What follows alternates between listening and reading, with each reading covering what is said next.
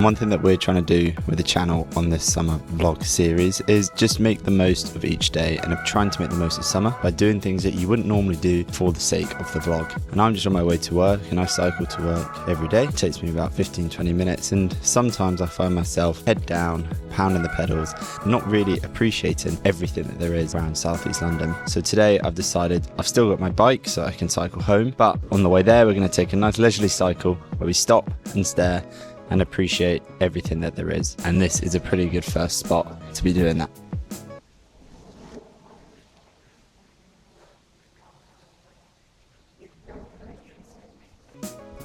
Cheers.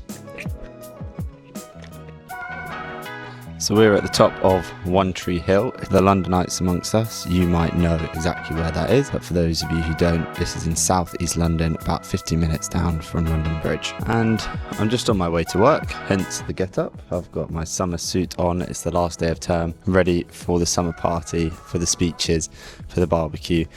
The first stop on my elongated commute was Daydreamer. It's a lovely little cafe that's just opened up on Honor Oak Park High Street. And Lois and I have been really obsessed with matcha at the moment, so I stopped off to get myself an iced oat matcha. Highly recommend checking this out if you're ever in the southeast. Next I went up along the Green Chain Walk through One Tree Hill, passing by this lovely church on the right and climbing many steps.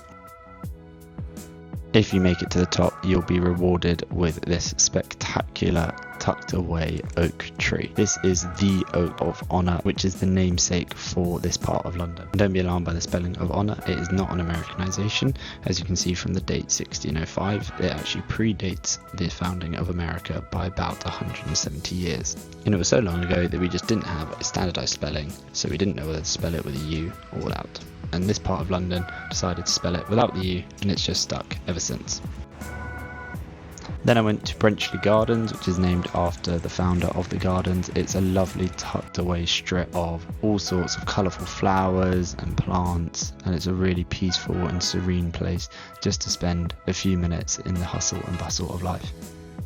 My final stop was a place that I've been meaning to visit for a long time, and that was the Old Cemetery.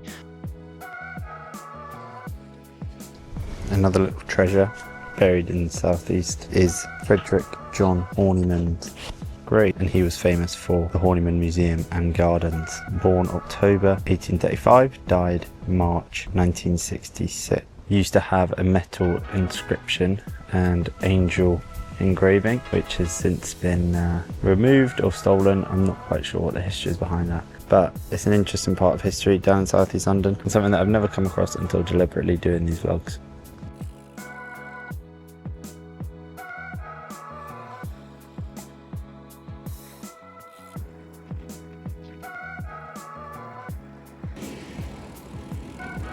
Next up on the weird and wonderful commute was this flower shop that I drive past literally every single day, and I never have stopped. But finally I have an excuse to even put my eye on this lovely looking tomato plant that I'll go back and pick up at some point.